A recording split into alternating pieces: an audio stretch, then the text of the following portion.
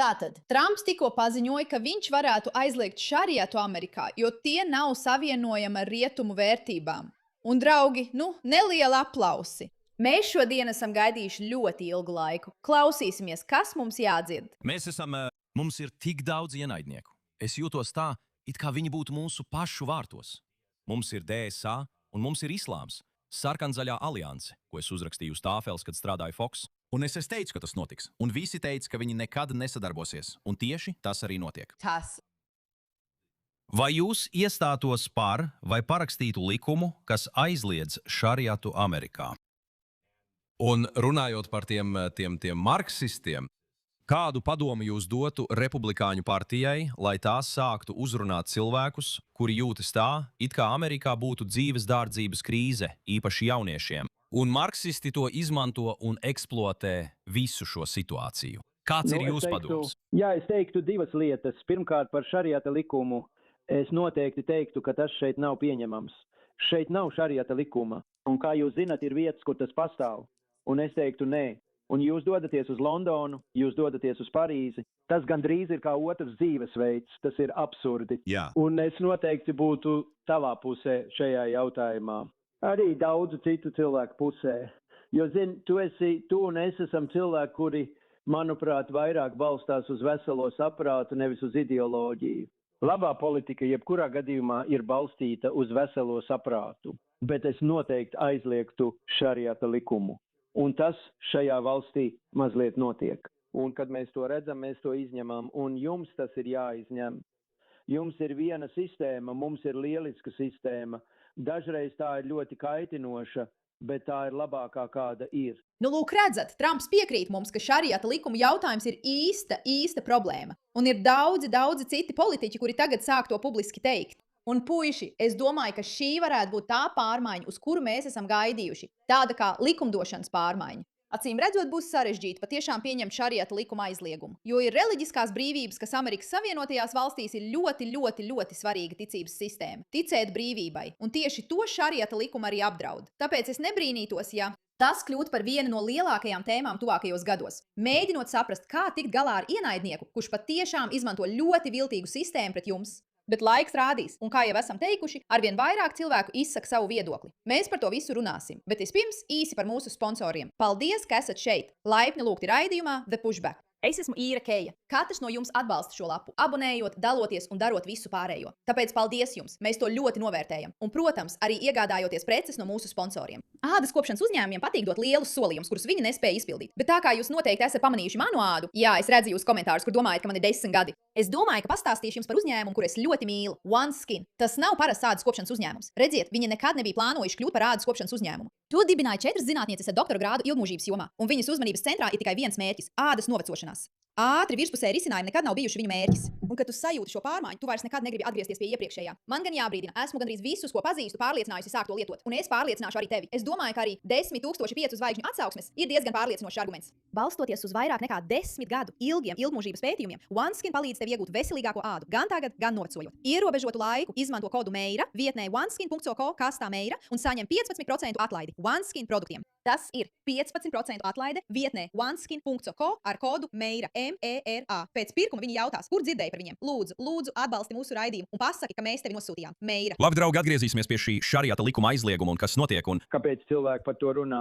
Paskatīsimies. Vai mēs redzam radikālā islāma teroraktus mūsu pašu robežās? No kurienes tas nāca? Islāms lielākoties ir svešs Amerikas vēsturei. Tas noteikti neatnāca uz Amerikas Savienotajām valstīm ar kuģi Mayflower. Tas ir kaut kas, ko mēs apzināti ievedām mūsu valstī imigrācijas politikas dēļ. Labi, kas ir šis cilvēks? Kongresmens Brandons Gils saka, ka ja mēs nesāksim aizliegt šariata likumu Amerikā, islāms mūs iznīcinās. Un viņam ir pilnīga taisnība. Ir briesmīga domāšana, bīstama domāšana šo cilvēku vidū, kuri cenšas ienākt un pārņemt sabiedrības, kas balstās uz brīvību.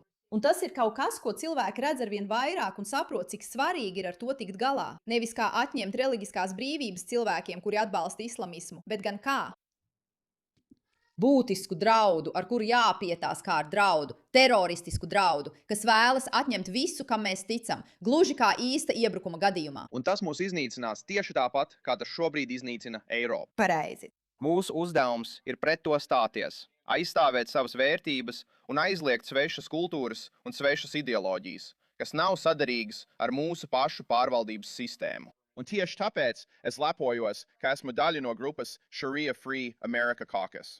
Vai mēs redzam teroristu uzbrukumus? Es domāju, Jā, atbrīvot Ameriku no šariata likuma, tas burtiski ir pirmais solis. Vai jūs varat iedomāties, ja Lielbritānija to būtu sapratusi? Ja viņiem būtu bijusi tālredzība saprast, ka tā ir īsta problēma, un viņi to būtu aizlieguši? Ar ko mēs tagad saskartos, nevis ar to, kas tur patiesībā notiek? Tas, ko jūs esat redzējuši tādās vietās kā Dirburnā, ir nākamais solis, kad viņi cenšas uzspiest šariata likumu ievērošanu. Viņi cenšas izmantot savus ekstrēmos reliģiskos likumus, lai piespiestu cilvēkus, kuri nav musulmaņi, pakļauties šariata likumam. Un tas ir būtiski pretrunā ar konstitūciju. To ir izplatījis senators Teds Krūzs, kurš ir labi pazīstams ar šo jautājumu un ir ļoti, ļoti pret Amerikas islamizāciju. Tas ir nelikumīgi. Šariata likumiem nav vietas Amerikas Savienotajās valstīs. Starp citu, Abduls Al-Sajāds ļoti atklāti saka, ka viņu saista šariata likumi un viņš tos ievēro savā dzīvē. Un saprotiet, ka islamisti. Viņi nerunā par atsevišķu musulmani, kurš izvēlas sekot savai ticībai. To aizsargā konstitūcija. Ik viens var izvēlēties savu ticību. Viņi runā par šariata likuma prasību izmantošanu, lai pakļautu visus, lai kontrolētu visus. Tā ir problēma ar to. Tas nav par cilvēkiem. Ja tu kā indivīds vēlies ievērot šariata likumu savās mājās, un tas neietekmē citus cilvēkus, piemēram, neprecoties ar 9 gadus vecām meitenēm, bet vienkārši nosedzot sevi, tev tas ir atļauts. Problēma ar šariata likumu ir tā, ka tas uzskata, ka visiem pārējiem arī ir jāievēro tas, un tur arī rodas problēma. Un es bieži dzirdu, bet tu taču neaizliegtu cilvēkiem ievērot jūdu likumus, vai arī tu neaizliegtu cilvēkiem ievērot kristiešu likumus. Un atšķirība ir tāda, ka šie cilvēki neiet apkārt un nemēģina piespiest visus pārējos pievērsties viņu ticībai un kļūt tādiem pašiem kā viņi. Tā ir liela problēma, ja tev ir bīstama tiesību sistēma. Vērsties pret kristiešiem, vērsties pret ebrejiem. Padarīt to par izpildāmu likumu valstī. Un tas ir pilnīgi nesavienojams ar konstitūciju. Mums īpaši ir nepieciešama tiesību sargājošās iestādes. Mums ir vajadzīgs ASV ģenerālprokurors. Mums ir nepieciešams Teksas ģenerālprokurors. Un mums ir vajadzīgi ASV federālie prokurori, lai vērstos pret tiem pirmkārt, kuri novirza naudu teroristiem.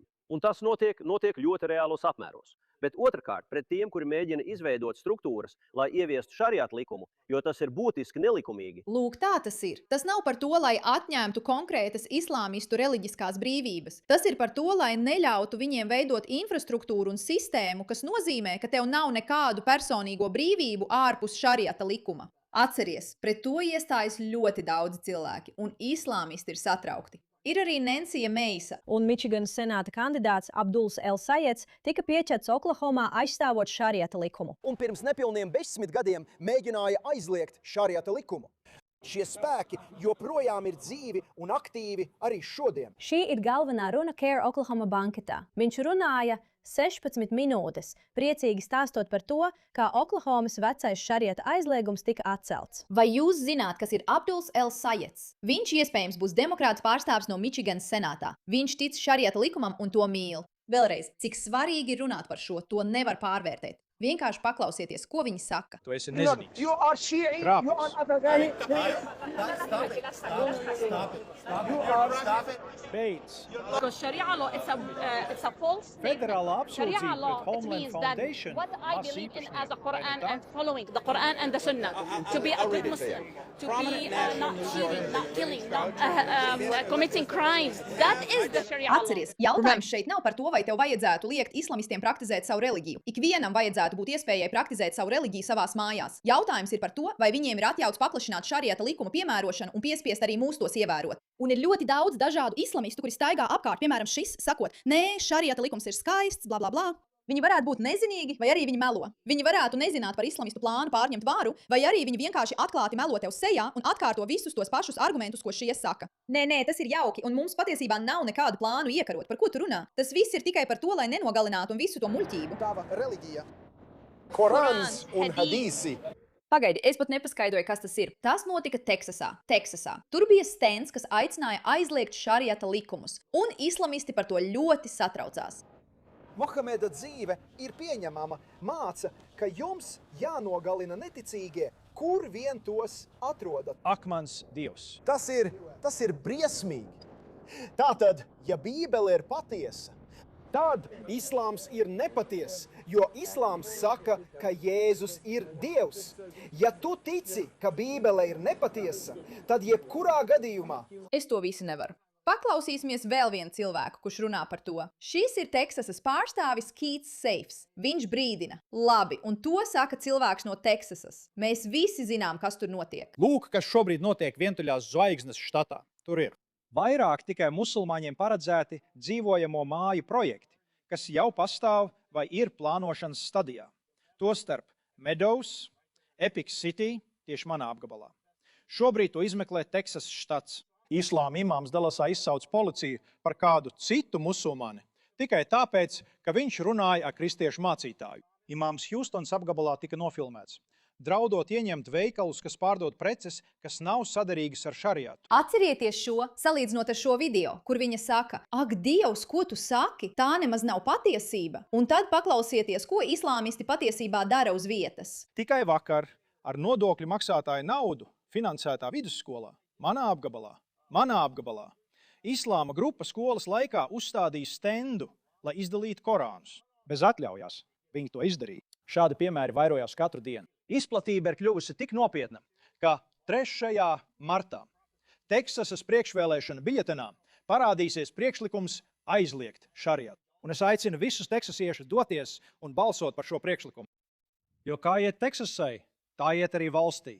Un kā iet valstī, tā iet arī pasaulē. Amen. Cerēsim, ka šis jautājums par šariatu likumu tiešām kļūs par realitāti, ka to aizliegs un apturēs. Un vismaz likumdošanas līmenī mums būs iespēja pret to cīnīties, ja ne tikai caur mēdījiem. Paldies par uzmanību, ko veltījāt šim jautājumam.